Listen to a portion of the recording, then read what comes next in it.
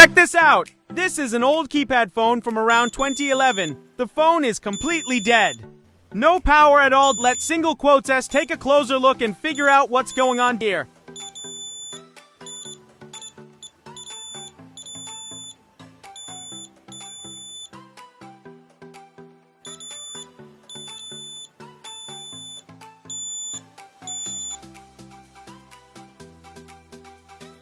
This capacitor is still good, but the whole capacitor group is shorted, so let's fix the short.